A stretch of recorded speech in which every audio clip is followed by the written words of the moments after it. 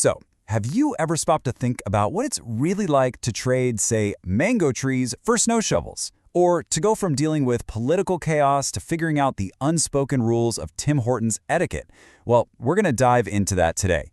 We're following a comedian's hilarious and honestly pretty heartfelt journey all the way from Caracas, Venezuela to Whitby, Ontario. It's a great way to explore that universal experience of trying to find home in a place that feels like a totally different planet. In this quote, this is pretty much where it all began. It's a fantastic joke, right? But it also perfectly captures that mix of, bravery and maybe a little bit of cluelessness that comes with starting a new life. He really thought he was ready for anything. Spoiler alert, he was not. Okay, so let's set the scene here. We're talking about a move from the loud, vibrant, and often totally chaotic capital of Venezuela to a quiet, super polite suburb in Canada.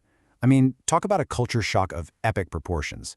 This is a place where his whole definition of wild was about to get a major rewrite. And the contrast is just wow. It's staggering. In Caracas, your day-to-day could involve navigating serious political instability. In Whitby, the biggest social drama might be if someone doesn't hold the door open for you. He literally traded a world of year-round beaches and picking fresh mangoes for one defined by snow shovels and a level of politeness that was almost suspicious.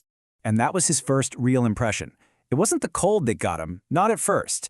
It wasn't even the language. It was just how incredibly nice and courteous everyone was. Yeah, it was safe and it was clean, but it was so different from the energetic, kind of in-your-face culture he was used to. That was his first big clue that, Toto, we're not in Caracas anymore.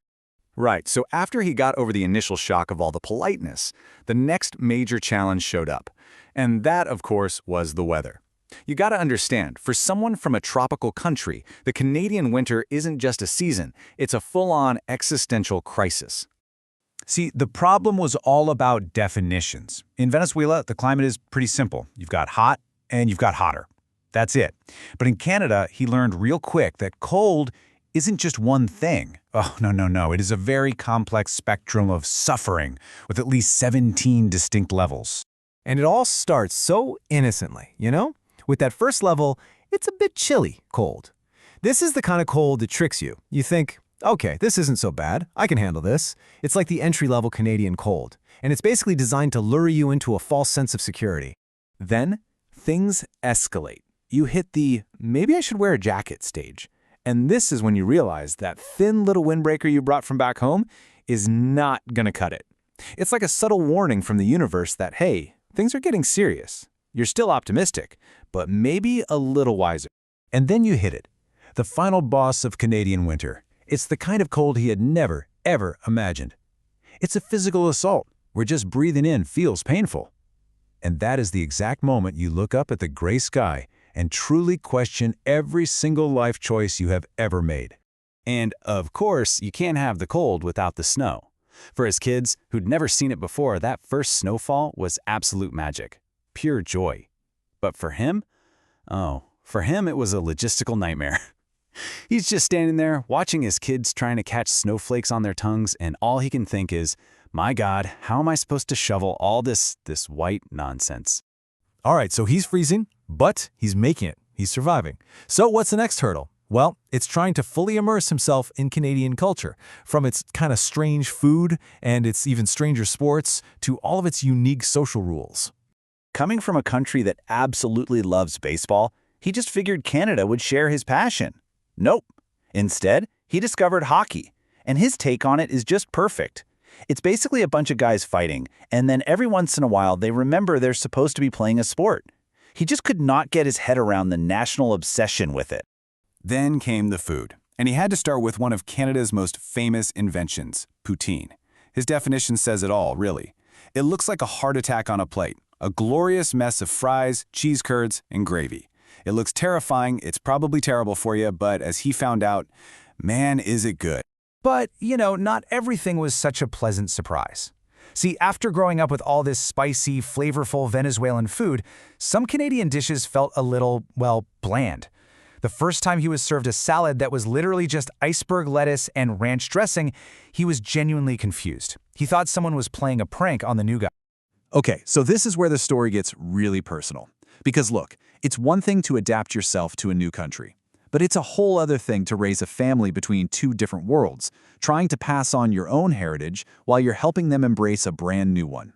And the beautiful result of all this is that his kids are just effortlessly blending both cultures. So when his son asks if they can go to the parque to play baseball, it's not confusion. It's something new being created. It's a unique identity.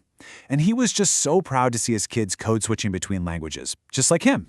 And his attempts to teach them baseball led to this absolutely classic moment. So he's in the park with his 4-year-old son, right?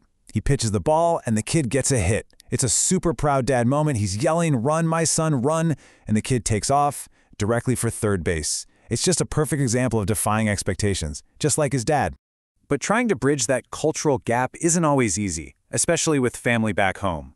Trying to explain what life in Whitby is like to his grandmother in Venezuela, that was a challenge. You know those phone calls.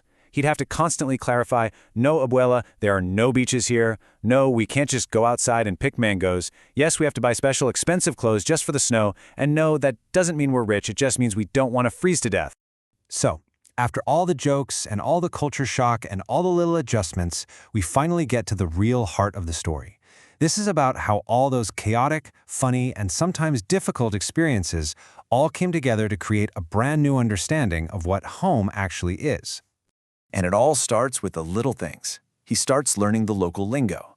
He has this realization that isn't just a sound Canadians make, it's a verbal tool. It's a question, it's a statement, it's a way of connecting with people. And it's a little sign that he's starting to belong. And he's adapting his taste buds too. He's finally discovered the great national secret. Maple syrup is not just for pancakes. It can, and probably should, be put on pretty much everything. It's just another small step on his road to becoming Canadian. And you know, it all led to this one ultimate lesson. After everything, the cold, the confusion, the bland salads, he realized that the place doesn't define home. The weather doesn't define home. It's about the people you share your life with.